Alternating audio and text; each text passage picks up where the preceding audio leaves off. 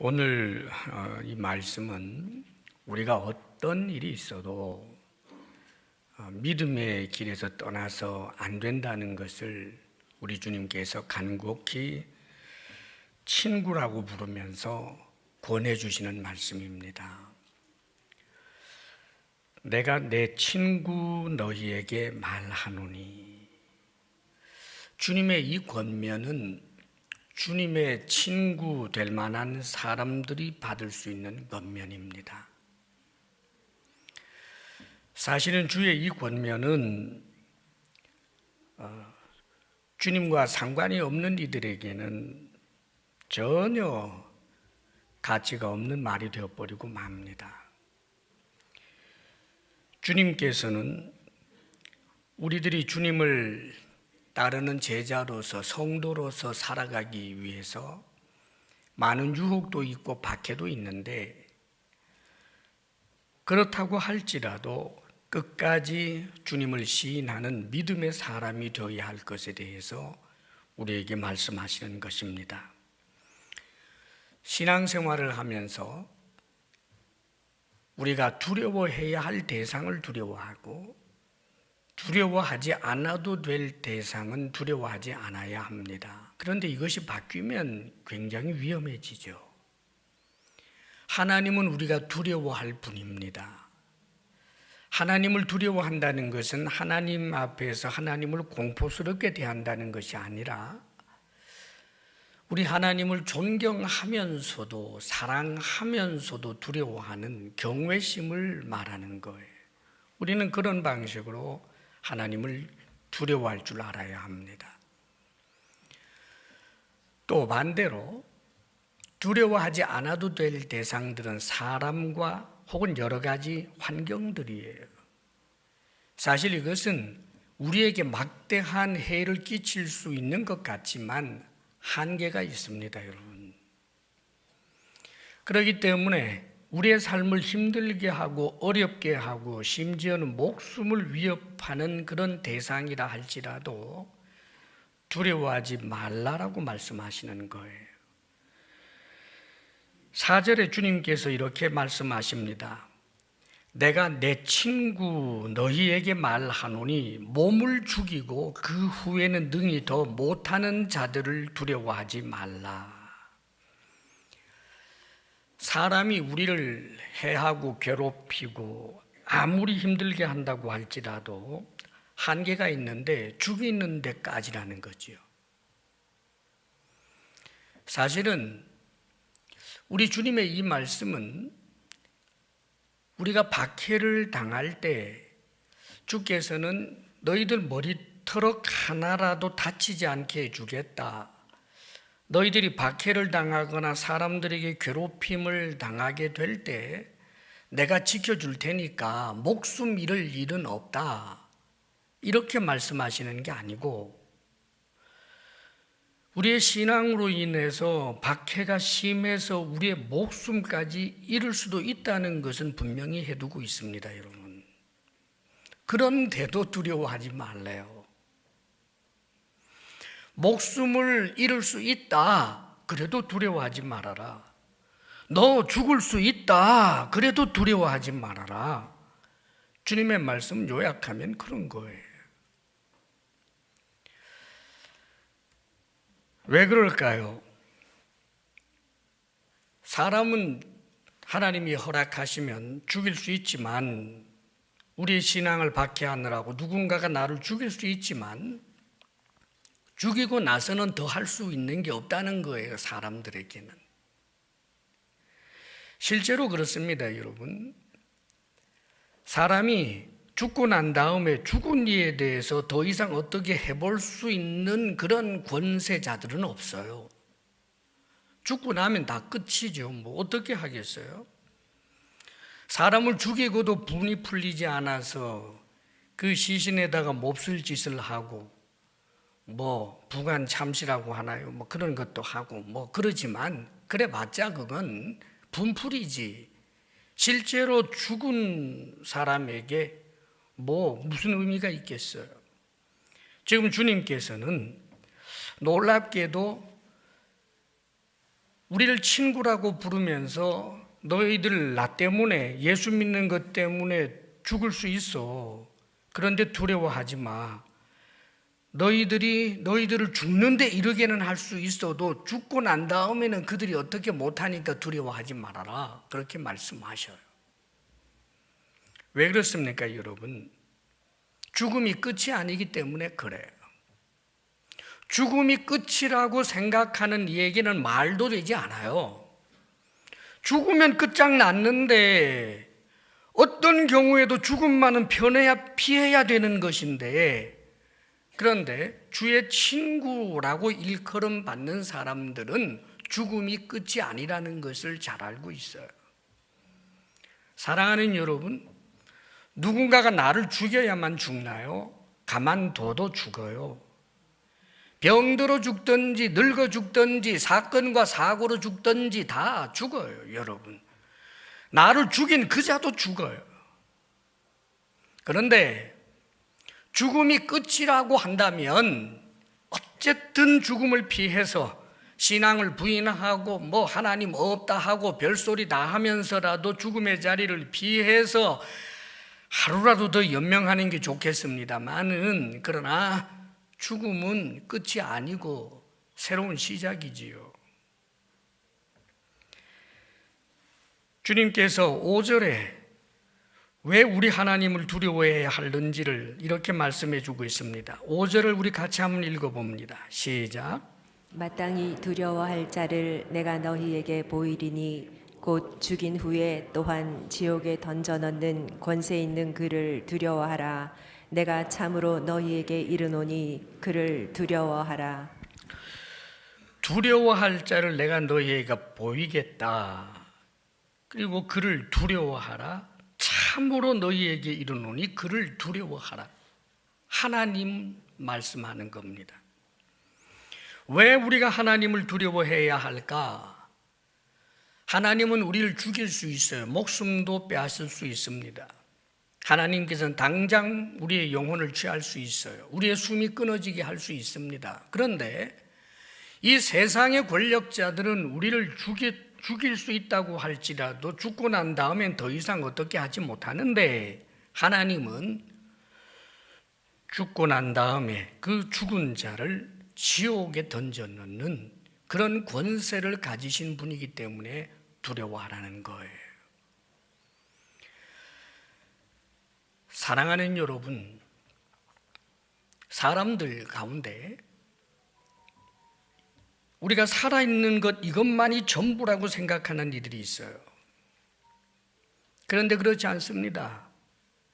죽고 난 다음에는 반드시 심판이 있다고 성경은 우리에게 누누이 말씀해 주고 있고, 무엇보다도 우리가 믿는 예수님께서는 죽음 이후에 지옥불에 던져져서는 안 된다라고 하는 말씀을 얼마나 강력하게 말씀하시는지 몰라요. 오늘 이 본문에도 그래요. 강조해서 말씀하시지 않습니까, 여러분? 죽음 이후에 지옥이라고 하는 그 현실이 현재 우리가 보고 느끼고 만지고 걸어다니고 웃고 떠들고 하는 이 현실보다 훨씬 더 영원히 우리에게 현실이 될 수 있기 때문에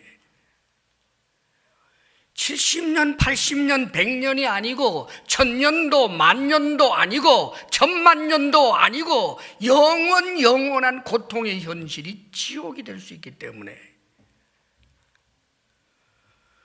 우리의 삶이 끝나고 난 다음에 삶의 이야기들은 다양했겠지만 죽고 난 다음에 영원한 역전이 생기는데, 아무리 잘 살았어도 지옥에 던져진다면 그는 불행한 자요. 아무리 힘들게 살았어도 그가 지옥불에 던져지지 않는다면 그는 복 있는 사람입니다. 오죽하면 우리 예수님께서 나사로와 부자를 그렇게 유비해서 말씀하셨겠어요. 극단적이지 않습니까, 여러분? 도대체 왜 그렇게 예수님께서는 죽음 이후에 이 영혼이 지옥에 가는 문제에 대하여 민감하셨을까? 하나님 눈에 가장 그게 불쌍하기 때문에 그래요. 하나님이 왜 우리를 긍휼히 여기십니까? 남보다 좀 못 먹어서가 아니에요. 왜 인간을 불쌍히 여기십니까? 사는 게 좀 힘들기 때문이 아니에요, 여러분. 오히려 저 돼지나 소나 개나 우리 하나님께서는 그런 짐승들보다도, 학대받으며 죽어가는 짐승들보다도, 닭장에 갇혀 있다가 딱딱 목이 잘려서 그렇게 식량이 되어버리는 닭들보다도 우리 인간을 더 불쌍히 여기는 이유는 죽은 이후에 어떤 이들은 그 영혼이 지옥불에 던져지기 때문입니다. 이 사실을 분명히 믿을 수 있기를 주의 이름으로 축복합니다, 여러분. 믿을 수 있다는 것이 복된 자입니다. 하나님, 우리 주님의 친구 될 수 있는 사람들이에요. 사람이 살다가 죽으면 끝이다라고 생각하는 이들에게 하나님이 죽은 이후에 그 영혼을 지옥불에 쳐넣을 수 있으니까 하나님을 두려워하라라고 하는 말이 콧방귀 깜도 되지 않는다는 말입니다, 여러분. 그것은 너무나 우스꽝스러운 소리로 들릴 것입니다. 그렇기 때문에 내 친구 너희들에게 말한다고 말씀하시는 거예요. 사랑하는 여러분, 사람이 한 번 죽는 것은 정한 것이고 그 이후에는 심판이 있다라고 하는 것, 그 심판의 주관자, 산자와 죽은 자를 심판하시는 이가 하나님이라고 하는 사실에 대하여 분명한 믿음이 있기를 바랍니다, 여러분. 그런 믿음이 있는 자들은 하나님을 두려워할 줄 알아요. 하나님을 사랑하고 존경하면서도 하나님을 하나님으로 두려워할 수 있는 이 마음은 하나님을 알기 때문에 그래요. 하나님을 믿기 때문에 그렇습니다. 하나님이 천지를 하셨다는 사실을 알고, 하나님은 살아계신다는 사실을 알고 믿고, 하나님은 전능하신 분이라는 사실을 알고 있고 믿고 있고, 하나님 앞에서는 산자나 죽은 자나 피할 수 없다라고 하는 것을 알고 있고 믿는 사람들, 그런 이들은 우리 하나님을 진정으로 두려워할 줄 아는 것입니다. 실제로 이 교회의 역사는 순교의 역사, 박해의 역사라고 해도 틀리지 않아요. 우리 주님께서 이 말씀을 하실 때 지금 당신을 따르는 몰려드는 수많은 사람들이 있는데 그 가운데는 그저 우리 주님의 기적을 보고 싶어서 자신들이 당면한 삶의 문제라도 그저 하나 해결하고 싶어서 수만 명이 모여 있습니다마는 예수님이 주님이신 줄로 온전히 알고 믿고 따르는 그런 그룹들이 있어요. 그들을 친구라고 부르면서 주님께서 말씀하시는 겁니다. 왜요?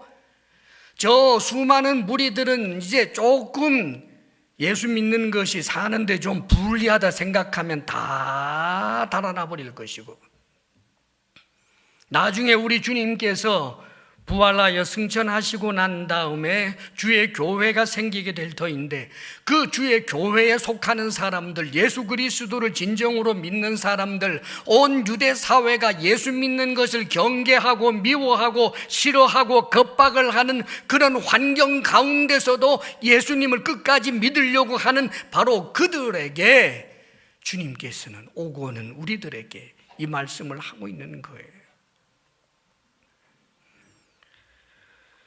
주님을 믿고 따르는 이들, 주의 교회가 생겨서 잠시 흥황합니다. 3,000명이 회개하고 5,000명이 회개하고 놀라운 일들이 일어나니까 당장에 어떤 일들이 발생하게 됩니까? 교회를 박해하고 믿는 이들을 핍박하는 강도가 훨씬 더 세져 버립니다. 그래서 사도 중에 한 사람 야고보를 죽이는 일이 있었지요. 스데반 집사가 죽었지요. 베드로를 죽이려고 했다가 기적적으로 베드로는 하나님의 역사로 가두어 두었는데 살아나는 일도 있었고 말이지요. 계속하여 초대교회 때부터 있었던 그 박해, 나중에 예수님의 제자들 가운데 마지막 요한 한 사람을 제외하면, 요한계시록을 쓴 요한에 대해서도 의견은 좀 분분해요. 오래오래 살았지만 마지막에는 순교를 당했다, 그렇게 이야기하는 이도 있고, 대부분의 제자들이 전부 순교를 당해요.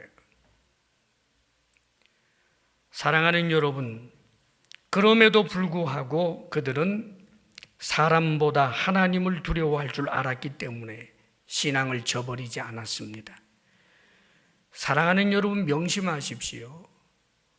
목숨을 잃어도 저버리지 않아야 될 것이 신앙인데 다른 이유로 어떻게 주를 저버리느냐 말이에요. 주님께서 6절, 7절 말씀을 통해서 한 가지 유비를 들어주시면서 또 한 번 강조해 주시는 말씀이 있습니다. 6절 말씀 우리 같이 한번 읽어볼까요? 시작. 참새 5마리가 두 아사리온에 팔리는 것이 아니냐. 그러나 하나님 앞에는 그 하나도 잊어버리시는 바 되지 아니하는도다.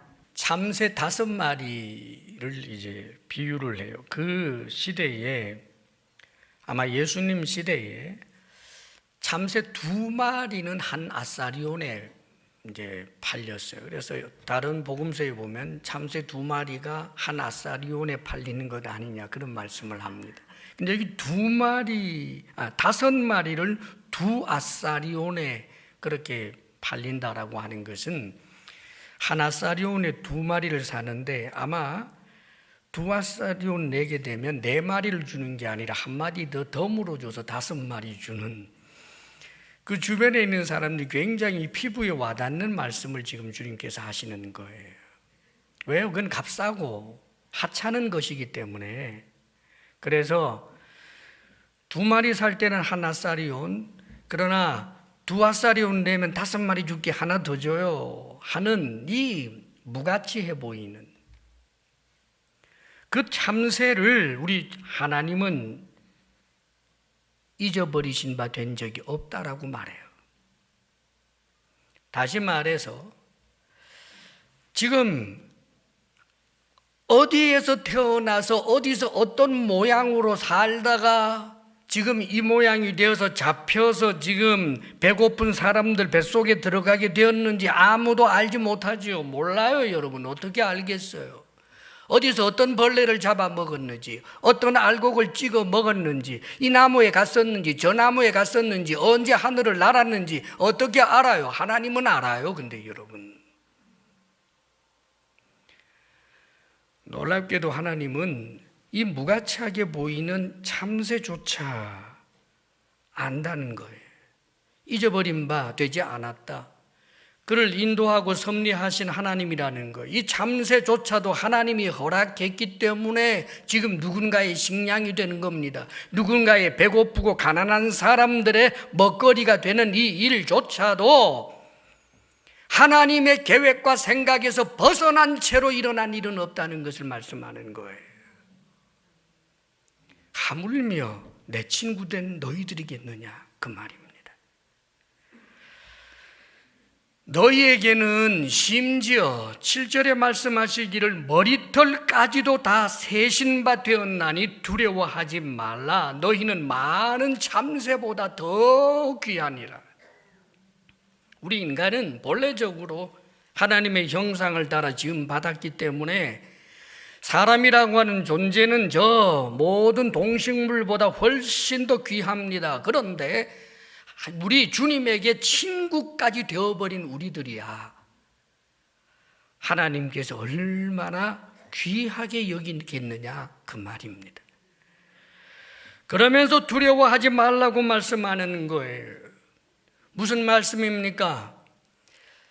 하나님께서 나를 보호하여 주시고 나를 인도하시고 나의 필요한 것들을 공급하여 주시고 내게 일어나는 크고 작은 일들에 대하여 하나님께서는 모두 다 알고 계신다라고 하는 것을 지금 말씀하는 거예요. 머리털까지 세신대요. 여러분, 어제의 머리털럭 숫자와 오늘의 머리카락 숫자가 달라요. 매일, 매 시간 달라진다고 그럽니다. 그런데 하나님은 아신대요, 여러분. 그렇게 우리를 세심하게 지켜보고 계시고 배려하고 계시고 사랑하고 계시고 그런 분이 우리 하나님이신데 두려워하지 말라는 거예요. 우리는 우연적으로 이 세상에 그냥 툭 던져져서 어쩌다 보니까 지금 여기까지 온 그런 존재가 아닙니다, 여러분. 하나님이 인도하시고 도우시고 사랑하시고 지켜보시고 함께 하시는 그런 사랑의 대상이 우리라는 거예요. 그러므로 두려워하지 말라고 말씀합니다. 사랑하는 여러분, 그런데 많은 이들이 너무 두려워해요.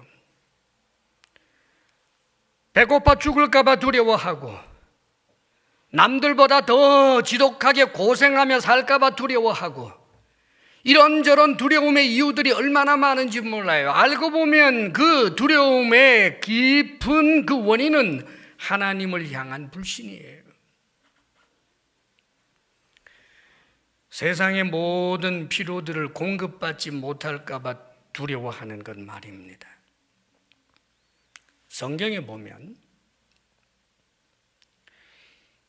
이스라엘 사람들, 유대 백성들 이들이 결국은 하나님 앞에 범죄하게 되는 것이 하나님의 사랑, 하나님께서 자신들에 대하여 세밀하게 인도하고 계시고 그러신 분이라는 것을 믿지 못하고 하나님을 통해서는 정말 내게 필요한 것을 공급받지 못하겠다라고 하는 생각 때문에 죄된 것을 수단으로 삼고 우상까지 숭배하는 거예요. 이스라엘 백성들이 가나안 땅에 살면서 왜 바알 아세라 신을 섬기게 되었을까요? 바알 신을 섬기고 아세라 신을 섬기는 저 이방 사람들 가운데 자기들보다 더 부유하게 살고 농사 잘 되는 사람들이 너무 많거든요. 그래서 바알 신을 섬기고 아세라 신을 섬기면 가나안 땅에서 살 때는 우리도 부유하게 살 수 있겠다라고 생각한 거지요. 하나님께서 공급해 주시지 못한다고 생각한 겁니다, 여러분. 하나님을 모르는 사람들의 이야기가 아니라 하나님을 안다라고 하는 사람들, 하나님의 은혜를 입었다는 사람들, 출애굽의 은혜를 입은 사람들이 말입니다. 주님께서 친구라고 대우해 주시는 사람들이 말입니다. 우리가 말입니다, 여러분. 그래서 미래가 너무 캄캄하다고 생각돼서 보장해 줄 리가 없고 도와줄 리가 없다라고 생각을 해서 그래서 그 두려움 때문에 죄된 것에 타협하는 그런 일들이 얼마나 많습니까, 여러분? 사랑하는 여러분, 하나님께서 모르고 계시는 것 아무것도 없습니다. 끝까지 하나님을 신뢰하고 하나님을 믿고 의지하면 합력하여 선을 이룰 줄로 믿습니다. 이제 하나님을 두려워할 줄 알고 사람이나 어떤 환경을 두려워할 줄 모르는 사람이 된다라고 하는 것이 구체적으로 어떤 것인지를 지금 가르쳐 줘요. 8절, 9절 말씀을 우리 함께 읽겠습니다. 시작. 내가 또한 너희에게 말하노니 누구든지 사람 앞에서 나를 시인하면 인자도 하나님의 사자들 앞에서 그를 시인할 것이요 사람 앞에서 나를 부인하는 자는 하나님의 사자들 앞에서 부인을 당하리라. 사랑하는 여러분, 우리 주님께서 누구든지 사람 앞에서 나를 시인하면 인자도, 당신 자신을 인자라고 표현해요. 사람의 아들이라고 표현합니다. 하나님의 사자들 앞에서 그를 시인할 것이고 사람 앞에서 나를 부인하는 자는 하나님의 사자들 앞에서 부인을 당할 것이다라고 하는 말씀을 하고 있어요. 우리가 주님을 시인한다는 게 뭘까?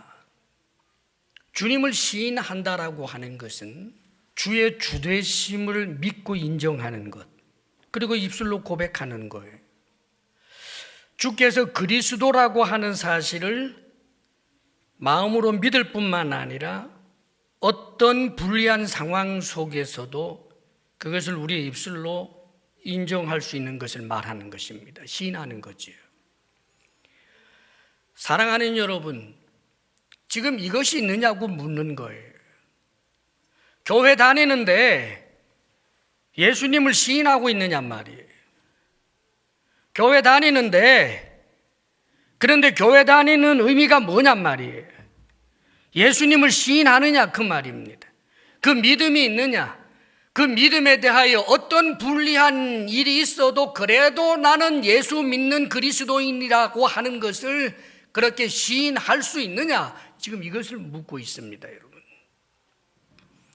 인자라고 하는 이 독특한 우리 주님의 표현은 구약 성경에 언급되고 있는 메시아에 대한 이야기예요. 인자 같은 이, 다니엘서에도 나오고 하는, 다시 말하면 구약에서 예언되어 있었던 그 메시아가 당신이라는 거죠. 그리스도가 당신이라는 거예요. 우리 예수님이 그리스도라고 하는 것을 나중에 사도들이 증거하게 되는데, 그의 죽으심은 우리의 죄 때문에 죽으셨지요. 우리의 죄를 씻기 위하여 죽으셨어요. 그렇게 주님께서 부활하신 이유도 부활의 영광에 우리를 참여토록 하기 위하여 사람이신 그분이 부활하셨어요. 죽으시고 난 다음에 사람의 몸을 벗어버리고 성자 하나님으로 그냥 돌아간 것이 아니라 여전히 사람인 채로 부활하셨는데, 부활의 첫 열매, 우리를 그 부활한 예수 그리스도의 몸처럼 그렇게 영화롭게 하기 위하여 우리 주님은 부활하셨어요. 이것을 믿느냐 그 말입니다, 여러분. 이것을 마음으로 믿고 입으로 시인할 수 있느냐 그 말이에요. 예수님이 죽으신 것은 내 죄 때문입니다라고 믿을 수 있느냐 그 말이에요. 예수 그리스도께서 부활하신 것처럼 나도 그렇게 부활한다라고 하는 사실을 그렇게 믿고 시인하겠느냐 그 말입니다. 누군가가 조롱해도 말이죠, 과학적으로 맞지 않는다라고 말해도요, 너 미쳤다라고 말해도요, 그래도 이것을 믿고 시인하는 자, 이런 이들이 하나님 앞에서 시인을 받게 되는 것입니다. 하나님의 사자들 앞에서 그를 시인할 것이오라고 하는 표현이 있는데, 마태복음에서는 하나님 앞에서라고 되어 있어요.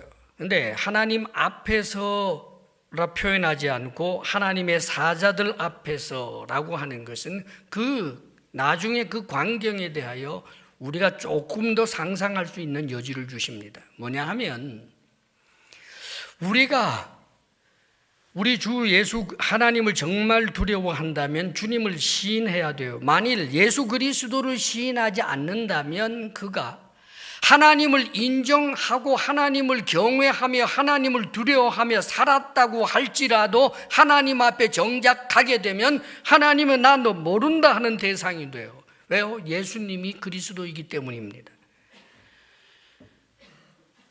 예수님을 죽인 장본인들,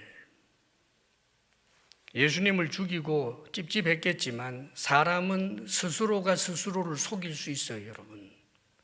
예수님을 죽여놓고 그랬더니 벼락이 쳐서 자기 집을 불태우는 일도 없고, 예수님을 죽였더니 갑자기 온몸에 이상한 현상이 일어나는 적도 없고, 예수님을 십자가에 못 박아 죽였는데 좀 찝찝했지만, 의인은 죄 없는 사람을 죽였으니까 좀 찝찝했지만 그래도 시간이 좀 지나가니까 별거 아닌 것 같고, 그러면 자신들이 한 일들에 대하여 우리는 불의한 자, 하나님이라고 자칭 하나님을 모독하는 자를 죽였다, 참남된 자를 죽였다, 아마 그렇게 하면서 마음 편하게 지냈을 거예요.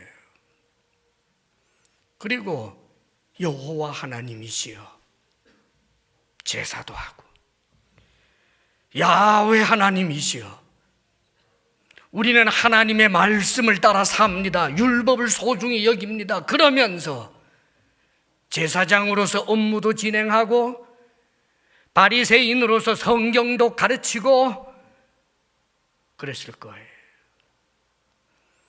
그들은 항상 하나님을 두려워하는 사람이라고 이야기했을 것입니다. 그러나 정작 그들이 죽었을 때 나는 하나님을 두려워합니다. 하나님은 산자와 죽은 자를 심판하시는 분임을 내가 알고 있습니다. 그렇지만 예수 그리스도를 명시적으로 부인했던 그들은 하나님 앞에 서게 될 때 예수님을 부인했기 때문에 하나님께서도 그를 거절해버리게 되는 것입니다. 사랑하는 여러분, 주 70년경에 로마의 티투스 장군이 병력을 이끌고 예루살렘을 완전히 에워싸서 이스라엘을 멸망시키게 되지요. 그때 하나님의 이름 야훼 여호와 하나님의 이름을 부르면서 그렇게 우리는 절대로 하나님의 백성이다 큰 소리 치면서 싸우다가 피 흘려 죽은 사람들 많이 있죠.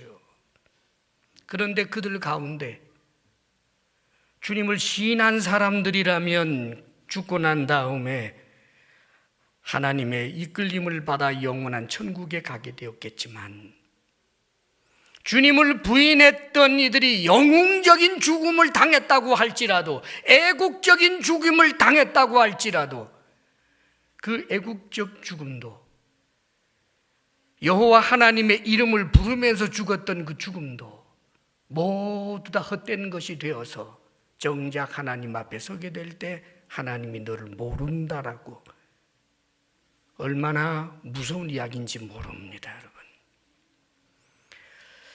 우리 예수님께서 부자와 나사로의 비유를 들었어요. 부자, 그렇게 흉악하게 산 사람은 아니었습니다, 여러분. 다만 사람이 죽고 난 다음에 이렇군 저렇군 별반 관심이 없었어요. 아마 새카맣게 그것을 부인하며 살았던 사람도 아닐 거예요. 죽으면 좋은 데 가겠지라고 생각하는 정도였겠지요. 그런데 우리 주님을 알지 못하는 그에게는 그가 죽고 그의 영혼이 영원한 지옥으로 음부에 갇혀서 큰 고통을 겪고 있는 그런 내용을 주님께서 말씀해 주십니다. 그런데 나사로를 이야기할 때 천사가 나사로의 영혼을 받들어서 낙원에 데려다 놓았다고 표현해 주고 있어요. 천사가, 다시 말하면 여기 하나님의 사자예요. 사랑하는 여러분, 언젠가 우리가 죽게 될 때 하나님의 사자가 역사를 하겠지요. 우리의 영혼을 받들어서 잠으로 이 하나님의 사자가 친근해져서 우리를 수종들면서 하나님께로 그렇게 데려다 놓고 영원한 천국 백성이 되게 할 수도 있겠지만, 반대로 이 하나님의 사자가 결박하여 사람을 지옥에 던져 넣는 일도 일어나게 되는 것입니다. 기준은 예수님을 믿고 시인하느냐의 문제에 달려있는 것입니다. 사랑하는 여러분, 성경은 일관되게 이것을 우리들에게 말씀해 주고 있습니다. 그러므로 우리는 어떤 경우에도 예수 그리스도를 부인하는 자가 되어서는 안 되는 거예요. 우리가 예수 그리스도를 부인할 수 있기 때문에 지금 믿는 사람에게 이 경고를 하십니다. 신약 성경이 왜 기록이 되어 있습니까? 믿지 아니하는 사람들만 읽으라고 준 것이 아닙니다. 믿는 사람에게 읽으라고 주는 거예요. 왜요? 주님의 친구 된 우리들이 사람이 두려워서 부인할 수 있고, 이 땅의 필요를 다른 데로부터 공급받으려고 하려다가 부인하는 일들이 너무 위험하기 때문에 주님께서는 이것을 경고의 말씀으로 우리에게 주고 있는 것입니다. 사랑하는 여러분, 주님을 시인하지 아니하고 부인한다라고 하는 것은 소극적인 면에서 이런 것도 그런 거예요. 내가 살아가는데 내 삶의 자리에서 주의 도우심, 주의 은혜로 사는 것이 아니고 내 힘으로 살아야 하는데 생각해 보니까 미래가 막막하다. 10년 후가 안 보인다. 20년 후가 안 보인다. 그래서 남들보다 더 고생하며 고통스럽게 살까 봐 예배의 자리를 접어요. 사랑하는 여러분, 예배를 드린다는 것은 주의 주되심을 인정하는 우리 성도가 해야 할 기본에 속하는 것입니다, 여러분. 때때로 우리는 어떤 삶의 환경 때문에 예배의 자리를 지키지 못할 때가 있지요. 하나님이 알아주십니다. 예, 그래도 불쌍히 여겨주십니다. 그런데 다른 이유가 아니라 이 땅에 무엇인가를 공급받는 것을 하나님이 아니라 다른 방식으로 얻어야 하겠는데 그러기 위해서는 예배의 시간이 아깝다. 소극적으로 주님을 사실상 시인하지 않는 행위예요, 여러분. 그것이 습관이 되어버리게 되면은 얼마나 위험한 일이 일어나는지 몰라요. 정말 예수 그리스도가 안 믿어지는 일이 와버리고 말아요. 사랑하는 여러분, 우리의 삶이 아무리 힘들고 어려워도 우리 주님은 알고 계시고 지켜보고 계시고 도울 준비가 되어 있습니다. 주님께로 얼굴을 향하여 주님이라고 부르는 그 신음소리 하나만으로도 주님께서는 날마다 도우시고자 하시는 분인데 더욱더 주를 의지하고 주님을 믿고 따르노라면 주님께서 당신을 두려워하고 경외하는 이에 모든 일어나는 삶의 일들을 합력하여 선을 이루도록 하실 터인데 그걸 믿지 못하고 소극적으로 소극적인 의미에서 자꾸만 주님을 부인하다가 결국은 믿음 자체를 완전히 도둑 맞아버리는 그런 사람들의 이야기가 얼마나 많은지 아십니까, 여러분? 믿음 지키시기를 주의 이름으로 축원합니다. 마지막으로 주님께서 한 가지 더 권해주고 계셔요. 성령에 관한 말씀인데 11절과 12절 말씀 우리 같이 한번 읽어봅니다. 시작. 사람이 너희를 회당이나 위정자나 권세 있는 자 앞에 끌고 가거든 어떻게 무엇으로 대답하며 무엇으로 말할까 염려하지 말라. 마땅히 할 말을 성령이 곧 그때에 너희에게 가르치시리라 하시니라. 회당, 당시에 교권을 가지고 있는 이들이 박해를 많이 했죠. 교회 역사가 그래요, 여러분. 실제로 그런 일들이 얼마나 많습니까? 우리 기독교 역사에는 저 유대교를 통하여 당했던 그런 박해, 또 중세 암흑기에 교회가 타락한 그런 타락한 교회 지도자들을 통하여 당하게 되는 그 엄청난 박해들, 이걸 회당이라고 하는 것으로 표현할 수 있겠습니다. 하나님을 잘 믿고 말씀을 따라 살겠다라고 했더니 오히려 불태워 죽이는 일들이 교회 역사에 얼마나 많은지 몰라요. 그리고 위정자나 권세 있는 자, 사람을 손가락 하나로 죽일 수도 있고 때릴 수도 있고 감옥에 쳐넣을 수도 있는 그런 권세 있는 사람들, 그 앞에 끌고 가거든 무엇으로 대답하며 무엇으로 말할까 염려하지 말라. 무슨 뜻입니까, 여러분? 어떻게 하면 좀 덜 두들겨 맞도록 말 좀 잘할 수 있을까? 어떻게 하면 저 사람에게 좀 이쁨 받으면서 박해를 좀 덜 받을 수 있는 말을 할까? 어떻게 하면 조금 더 그렇게 작아지지 말라 그 말이에요. 의연하라고요.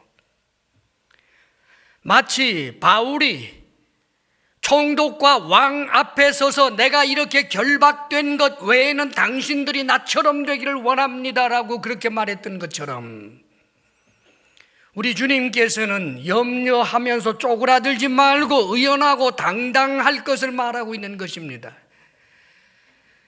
너무나 많은 그리스찬들이 지레 겁먹고 지레 주춤하고 그래서 예수 믿는다라고 하는 그 말 한마디를 모기 소리보다 작게 내는 일들이 얼마나 많은지 몰라요. 저 사람하고 나하고 사이에 우정이 깨질까봐 그래서 조마조마하고 내가 사랑하는 사람에게서부터 버림을 받을까봐 조마조마하고 염려하고 교회 가는 것 그것 좀 더 좋게 고상하게 말하면 안 될까 해서 이리저리 애쓰고 염려하고 주님께서 그러지 말라는 거예요. 목숨을 걸었는데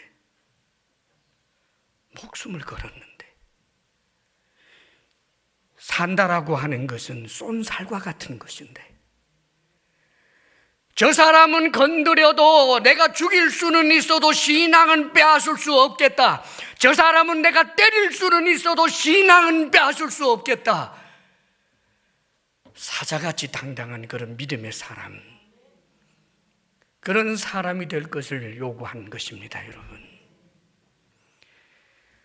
이 시대가 교회 다니고 예수 믿는 것을 별로 좋아하지 않기 때문에 그래서 우리를 한없이 위축되게 만드는데 사랑하는 여러분, 그런 모습으로 살지 말라는 거예요.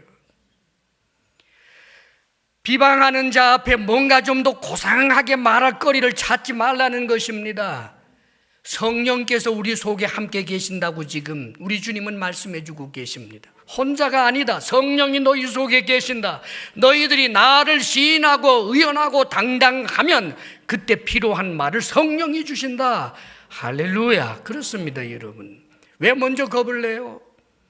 왜 먼저 뭔가를 준비해요? 맞대면 하면 나는 주님을 믿는 사람입니다 라고 어깨를 펴면 그 상황에서 가장 합당한 말을 성령께서 주실 텐데, 우리의 신앙은 어떤 규율을 따라가는 게 아니에요.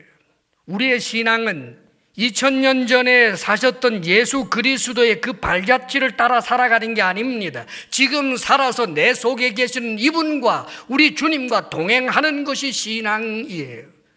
그러므로 사랑하는 여러분, 어떤 경우에도 성령을 모독하는 자가 되어서는 안 돼요.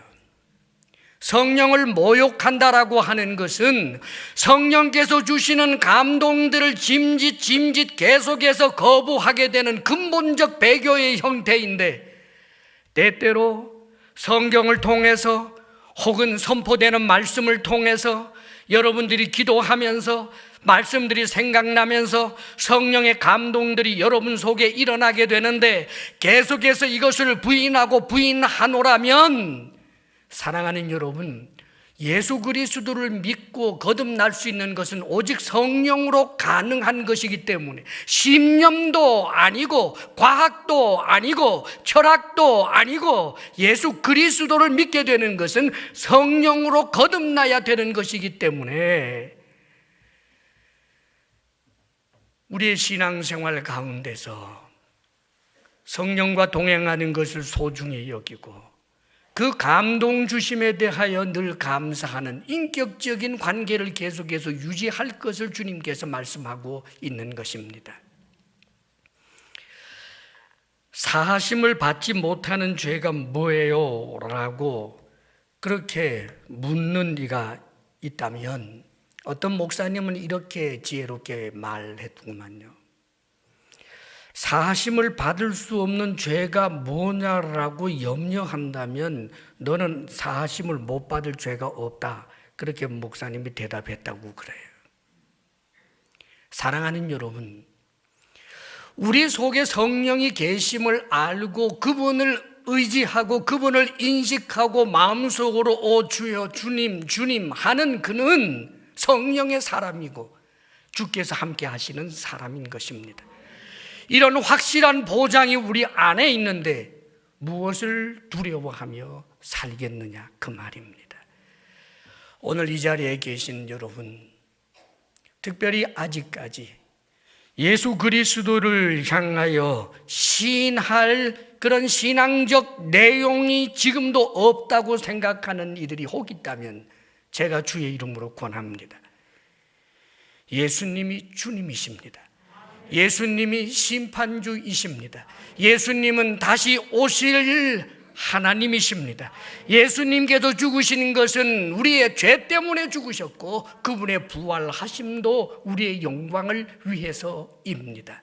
어떤 경우에도 이 믿음 시인하며 사시기를 주의 이름으로 축원합니다.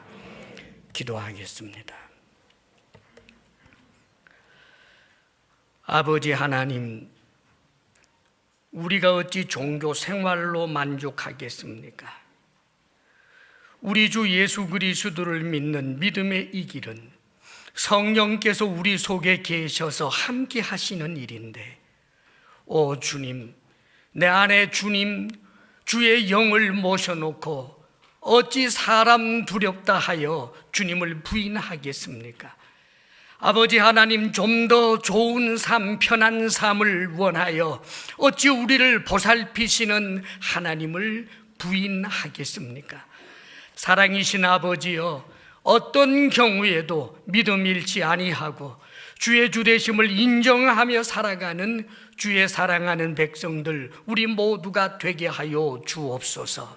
주님께서 친구라고 부르신 것에 합당한 우리들이 되게 하여 주옵소서. 예수님 이름으로 기도합니다. 아멘.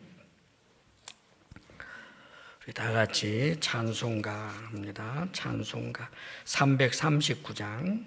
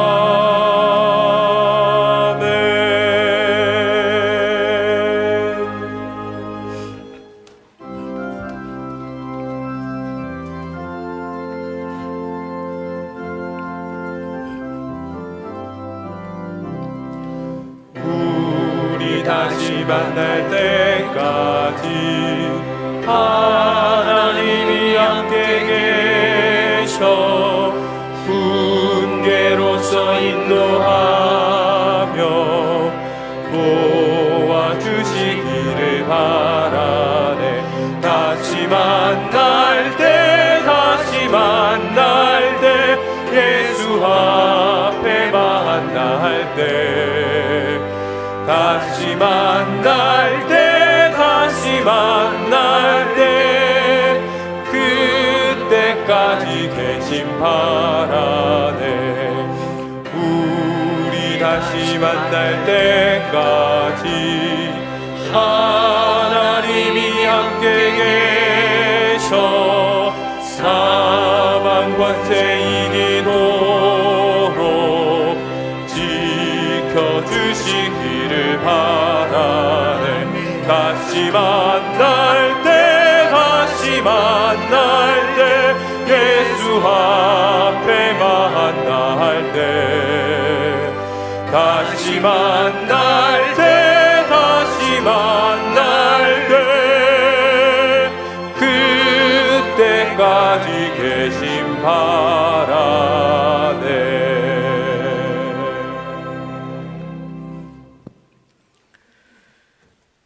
장세 이래로 크게 복받은 분들이여, 주의 친구 되시는 이들이여, 그 복을 어떤 경우에도 이 세상 팥죽 한 그릇과 바꾸지 않기를, 이 복된 길을 끝까지 갈 수 있기를 주의 이름으로 축복합니다. 하나님, 내 친구 너희에게 말한다. 지금도 우리에게 말씀해 주시는 주님, 어찌 우리가 우리의 죽음 이후의 삶을 주관하지 못할 사람들을 두려워하고, 어찌 우리가 참새 한 마리까지도 알고 계시는 하나님의 사랑을 믿지 못해 헐벗을까, 먹지 못할까, 출세하지 못할까 두려워하여 주님을 부인하는 자리에 있겠습니까? 아버지여, 주님 앞에 언제나 주를 시인하는 자로, 우리 속에서 함께 하시는 성령님을 인정하는 자로 그렇게 살아가게 하여 주옵소서. 주의 사랑하는 이들이 주님 앞에 감사로 예물을 올려드립니다. 열심히 수고한 땀의 열매가 하나님께로부터 온 줄 알고 모든 수확에 대하여 거룩하게 구별하여 하나님 앞에 올려드리옵니다.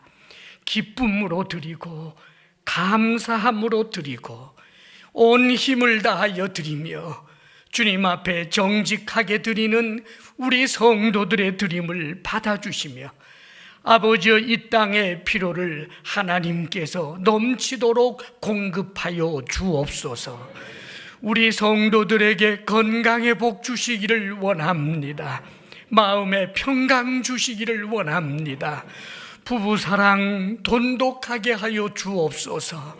하나님이 선물로 주신 우리의 아들과 딸들, 우리보다 오히려 큰 믿음의 사람 되게 하여 주옵소서. 이제는 우리 주 예수 그리스도의 크신 은혜와 하나님 아버지의 한없는 사랑과 성령의 교통하심과 충만케 하심이 주를 예배하며 나아가는 사랑하는 모든 성도들 위에 이제로부터 영원토록 함께 하시기를 간절히 축원하옵나이다. 아멘.